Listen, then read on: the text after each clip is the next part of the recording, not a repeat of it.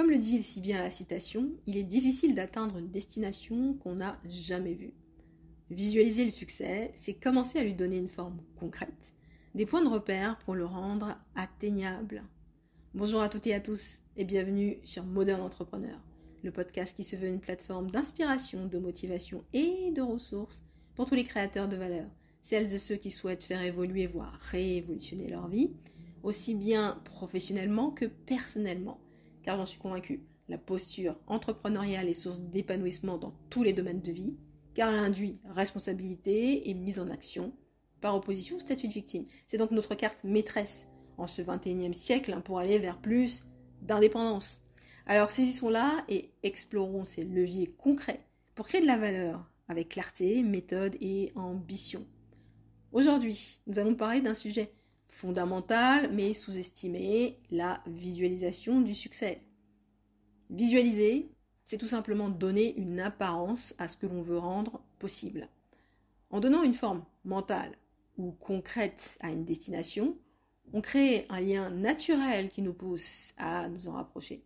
C'est une manière d'activer notre intention, mais aussi de préparer notre corps et notre esprit à l'action. Aujourd'hui, les neurosciences, qui étudient le fonctionnement du système nerveux, reconnaissent pleinement la visualisation mentale comme un outil puissant. Elles nous montrent que cette pratique ne se limite pas juste à l'imagination. Elle a un véritable impact sur notre corps et notre cerveau. Sans entrer dans les détails, il faut retenir que notre cerveau est plastique, c'est-à-dire qu'il peut être influencé. On peut le modifier ou stimuler sa plasticité grâce à l'expérience, l'éducation, apprendre une langue, faire de la programmation informatique, la musique ou des activités manuelles type dessin, peinture. Et deuxièmement, il ne fait pas la différence entre le réel et l'imaginaire. C'est donc ce qui rend la visualisation si efficace. Comme le rappelle la thérapeute Marissa Peers, imaginez que vous mordez dans un citron bien juteux et vos glandes salivaires réagiront immédiatement. De la même façon, revivre mentalement un souvenir marquant peut raviver des émotions, type vous avez eu un événement dans le passé, vous pouvez avoir de la colère ou même de cette honte qui remonte à la surface et que vous ressentez, même si l'événement, lui, n'existe plus dans le présent.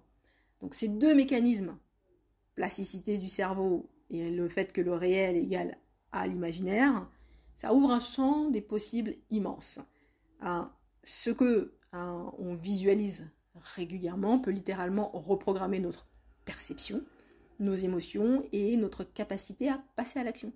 D'ailleurs, les athlètes utilisent la visualisation pour améliorer leur confiance et leur performance, et la médecine l'utilise pour soutenir la guérison ou réduire la douleur. Et donc c'est précisément ce pouvoir de la visualisation qui explique pourquoi les entreprises l'utilisent massivement à travers le visual management ou le management visuel. Car visualiser, c'est aussi une véritable compétence de leadership, un outil de gestion stratégique qui permet de piloter efficacement son activité, ses processus et ses projets. Il est donc logique que le management visuel soit l'un des piliers du lean management. Car en exploitant la force des signaux visuels, il permet de créer des environnements de travail plus réactifs, plus clairs et plus performants. Les objectifs du management visuel sont rendre immédiatement visibles les informations clés, fixer des objectifs, détecter les écarts et faciliter la résolution de problèmes, rendre les processus transparents et améliorer la performance opérationnelle. En ce sens, le management visuel est à la fois un outil de contrôle de la performance et de la stimulation de la motivation collective. On peut tous constater que l'image a un impact plus direct et plus durable que le texte. Par exemple, un voyant rouge évoque immédiatement un danger, une erreur ou une alerte, tandis que le vert renvoie à des notions de sécurité ou d'autorisation. En entreprise, le management visuel prend bien sûr de nombreuses formes en fonction du contexte et des besoins de l'organisation. Ce qu'il faut retenir, c'est qu'il est avant tout très intentionnel. Il met en avant ce qui est important pour nous comme un rappel permanent de ce sur quoi on doit se focaliser pour atteindre nos objectifs. Par exemple, les 2 couleurs du graphique collé au mur me disent que j'ai pas encore atteint 50% de mes objectifs de vente et que je dois encore passer le nombre d'appels aux prospects qui vont contribuer à ces ventes. Le marquage au sol dans les environnements industriels ou logistiques, ça me parle de sécurité et ça me fait comprendre instinctivement où est-ce que je peux circuler et quelles sont les zones interdites.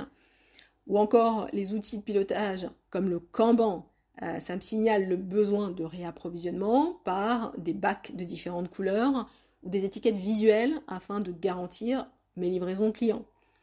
Un dernier exemple serait le système Andon, utilisé sur les lignes de production. Ça permet de signaliser en temps réel un problème ou une anomalie pour enclencher une action très rapide. Tous ces dispositifs ont un point commun, c'est qu'ils rendent l'information lisible d'un seul coup d'œil. Et bien sûr, ça incite à l'action ciblée, sans qu'il soit nécessaire de lire un rapport ou de demander des explications. C'est comme prendre une garantie pour que je puisse m'assurer que tout est mis en œuvre, que j'ai tout mis en œuvre afin d'atteindre mes objectifs. Et ces garanties prises pour assurer la compréhension, ça ne se limite pas uniquement aux usines ou aux grands groupes. Non, le management visuel est présent partout autour de nous. Dans les transports ou les lieux publics, on a les codes couleurs sur les lignes de transport, du métro, du RER. On a les instructions illustrées, les pictogrammes. Sur la route, bien sûr, on a les panneaux de signalisation ou les feux tricolores. Donc, on est tous déjà familiers avec ce langage. Il suffit donc d'en faire un usage, je répète, intentionnel pour améliorer la performance et la fluidité dans nos projets.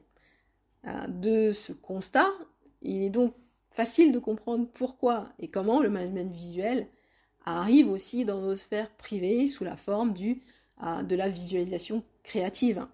Donc, la visualisation créative, c'est celle qu'on mobilise dans notre esprit pour imaginer, projeter ou anticiper, alors que le visual management, ou le management visuel, agit sur l'environnement externe. La visualisation créative, elle agit plutôt sur notre monde intérieur. Elle ne vise pas seulement à organiser, mais inspirer. Elle ne rend pas visible des données, mais plus nos désirs, nos objectifs et notre potentiel futur. Et c'est donc cette capacité à se représenter un avenir souhaité, à en ressentir les effets dès maintenant, qui fait toute la puissance de cet outil. Donc les bénéfices de la visualisation créative, ça renforce la confiance, puisqu'on se voit en fait dans le succès, ça clarifie la direction et ça stimule la persévérance. On peut retrouver aussi ces bénéfices dans le management visuel, car en fait les deux techniques sont très complémentaires. Donc, visualiser le succès, c'est à la fois rêver grand et organiser intelligemment. On part de l'image mentale et on construit les repères concrets qui vont nous mener à sa réalisation. Pour partager une anecdote en ce sens, donc il y a 2 ans, en visite chez une amie, mes yeux sont attirés par un tableau de bois que je vois accroché dans le salon. Donc, tableau rempli d'images, et suite à mon questionnement, donc mon ami m'explique que c'est leur référence visuelle familiale, avec leur fonctionnement au quotidien d'un côté, et également leur projet de vie de l'autre. Donc moi, pour vous dire ce que j'ai vu, des images de vélos, donc c'est plutôt des têtes collées sur des vélos dans la nature pour encourager les activités extérieures. J'ai eu une photo des 2 parents en tenue de soirée pour se rappeler qu'ils sont aussi un couple. Et donc c'est aussi important qu'ils s'accordent des tête-à-tête.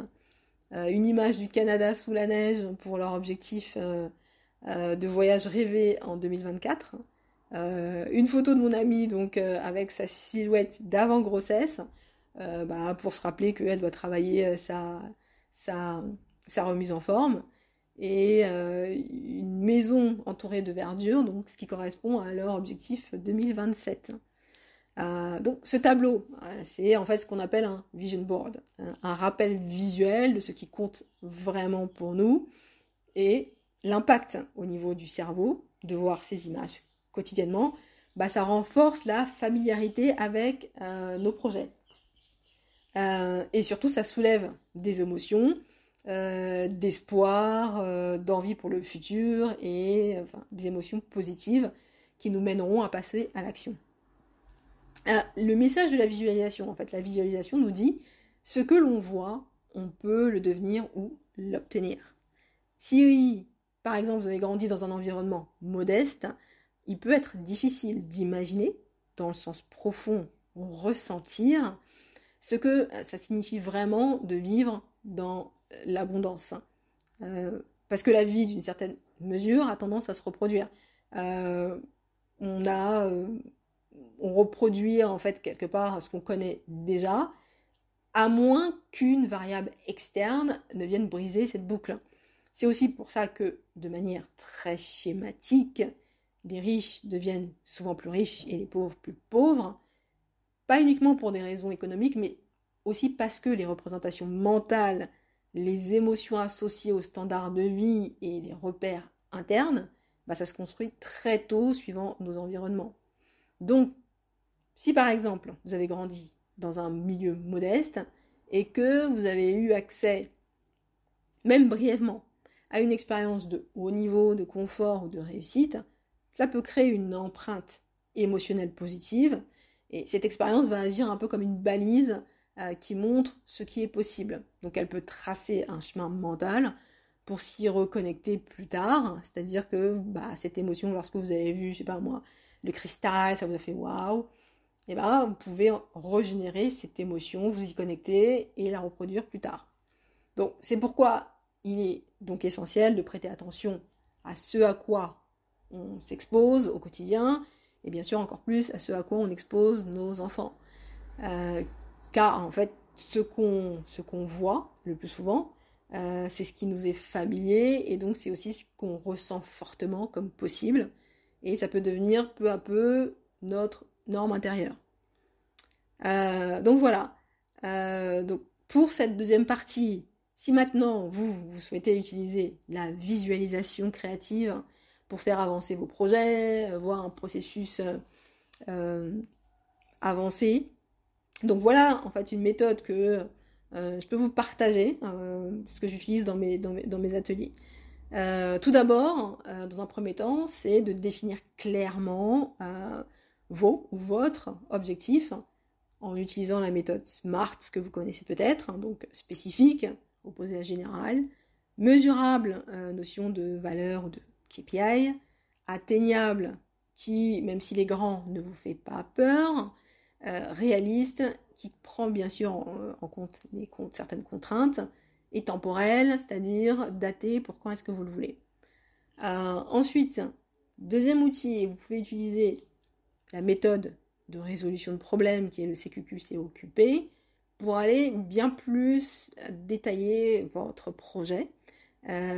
Donc pour cet exemple, donc j'ai choisi, disons que vous voulez lancer un business de bar à jus.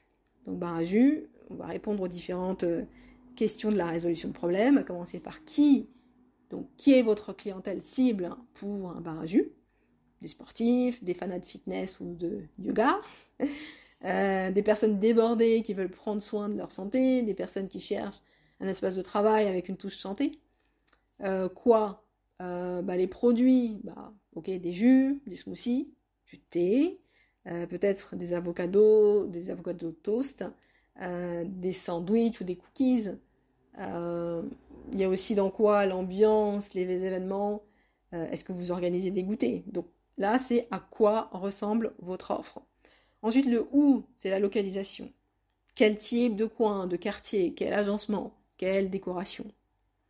Le comment. Donc comment, c'est quel est votre processus, votre achat de matière, votre stockage. Est-ce que vous faites de la production anticipée ou est-ce que vous produisez à la demande? Quels sont vos équipements? Est-ce que vous faites des livraisons à domicile? Ensuite, le combien. Là, ça devient intéressant. Donc, le combien, c'est quel montant global à investir pour votre projet, surtout pour les questions de bail commercial. Et encore plus intéressant, quels sont les objectifs financiers par mois ou annuels que vous envisagez en fait. Vous voulez gagner combien? 15 000 euros, 250 000 euros, 1 million. Et encore plus intéressant, la dernière question, c'est le pourquoi. Là, il s'agit de votre motivation profonde. C'est le why, le pourquoi de votre action. On peut aussi faire référence au livre de Simon Sinek, commencer par le pourquoi. Et en fait, c'est le point le plus important dans le processus de visualisation créative. C'est aller chercher en fait ces émotions d'accomplissement, sentiment d'abondance, de joie. En fait, ça dit une fois que vous êtes vu en train de réaliser, que vous êtes vu, que vous étiez dans l'action, que vous étiez en train de réaliser votre projet, quelle émotion vous habite? Quelle émotion est-ce que ça suscite en vous? Et c'est ça en fait qui va être le déclencheur, parce que la visualisation, c'est le fait de vivre une chose, de la percevoir comme réelle, comme si on y était, et du coup en fait c'est d'être dans cette forme de gratitude. Si on vous donne quelque chose, vous recevez par exemple de l'argent, vous êtes en joie, peut-être parce que vous attendiez cette somme, donc il y a une émotion qui est là, et c'est cette émotion que vous captez, que vous allez reproduire par rapport au projet que vous désirez. Donc voilà, une fois tous ces points définis avec la résolution de problèmes, on peut passer à la phase un peu plus artistique, manuelle, pour réaliser le vision board à proprement dit. Donc pour cela, on peut commencer par découper des images dans les magazines, les coller sur un grand plan, dessiner sur du papier canson. Vous pouvez aussi faire du digital avec Canva, vous pouvez faire Excel, Word, coller. Dans tous les cas, que ce soit manuel ou digital, il faut que le produit sorte. Après, bon, j'ai pas parlé des domaines, mais vous pouvez le faire soit au global, au niveau de votre totalité de votre vie, soit pour différents domaines professionnels, personnel, santé, amour, loisirs. Vous pouvez choisir le thème. Mais une fois qu'il est fait, il faut qu'il sorte. Il faut que c'est quelque chose que vous puissiez tenir entre les mains. Donc si vous faites du digital, il faut l'imprimer. Car le plus important, c'est il faut que vous puissiez le voir tous les jours. Donc il ne faut pas que ce soit dans un placard, mais dans un endroit où il sera accessible à votre regard. Donc pour les chiffres sur la visualisation, donc en moyenne, 30 minutes de visualisation par jour, pendant au moins 21 jours, ça suffit à restructurer notre cerveau. Les recherches réalisées par le docteur Hamilton, donc si vous allez sur sa page Instagram, son motto c'est un meilleur vous, soutenu par la science. Donc il a écrit, David Hamilton, différents livres sur comment notre esprit peut guérir le corps.